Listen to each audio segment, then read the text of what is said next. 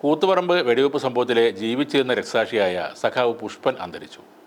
54 വയസ്സായിരുന്നു അദ്ദേഹത്തിന്.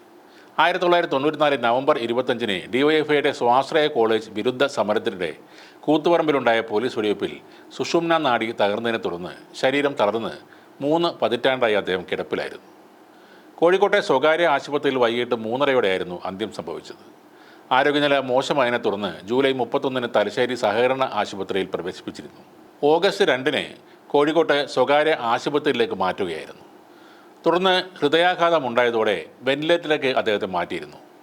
ഇവിടെ മുഖ്യമന്ത്രി പിണറായി വിജയൻ ഉൾപ്പെടെയുള്ള CPM നേതാക്കൾ പുഷ്പനെ ആശുപത്രിയിൽ കാണാനെത്തിയിരുന്നു.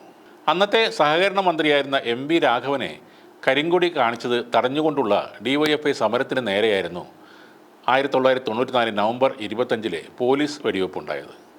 അന്ന് 24 വയസ്സായിരുന്നു പുഷ്പൻ്റെ പ്രായം. സംഭവത്തിൽ 5 പേർ കൊല്ലപ്പെട്ടു. KK രാജീവൻ, ഷിബുലാൽ, KV റോഷൻ, മധു, ബാബു എന്നിവരാണ് അന്ന് രക്തസാക്ഷികളായി മാറിയത്. സുഷുമ്ന നാഡിക്ക് വെടിയേറ്റ് ശരീരം തളർന്ന പുഷ്പൻ അന്നു മുതൽ ആശുപത്രികളിലും വീട്ടിലുമായി കിടപ്പിലായിരുന്നു. കടുത്ത വേദനയെ മരുന്നിൻ്റെയും മനഃശക്തിയുടെയും ബലത്തിൽ മറികടന്ന പുഷ്പൻ CPM സഖാക്കളുടെ ഊർജ്ജമായി മാറി.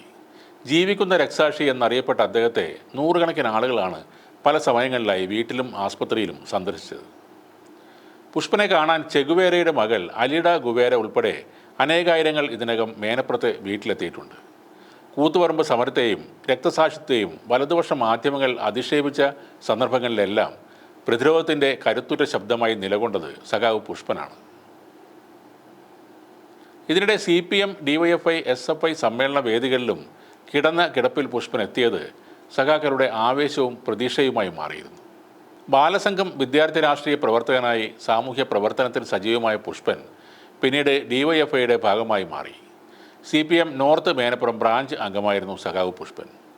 DYFI നിർമ്മിച്ചു നൽകിയ വീട്ടിലായിരുന്നു അദ്ദേഹത്തിൻ്റെ താമസം.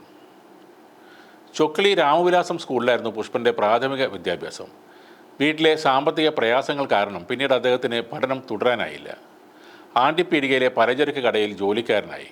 മൈസൂരിലും ബാംഗ്ലൂരിലും പല കടകളിലായി ജോലി ചെയ്തു. ബാംഗ്ലൂരിൽ നിന്ന് അവധിക്ക് നാട്ടിലെത്തിയപ്പോഴാണ് കൂത്തുപറമ്പ് സമരത്തിൽ പുഷ്പൻ പങ്കെടുത്തത്. കർഷക തൊഴിലാളികളായിരുന്ന പരേതരായ കുഞ്ഞിക്കുട്ടിയുടെയും ലക്ഷ്മിയുടെയും മകനാണ് പുഷ്പൻ. 5 സഹോദരങ്ങളാണ് അദ്ദേഹത്തിനുള്ളത്. സഖാവ് പുഷ്പന് ആദരാഞ്ജലികൾ.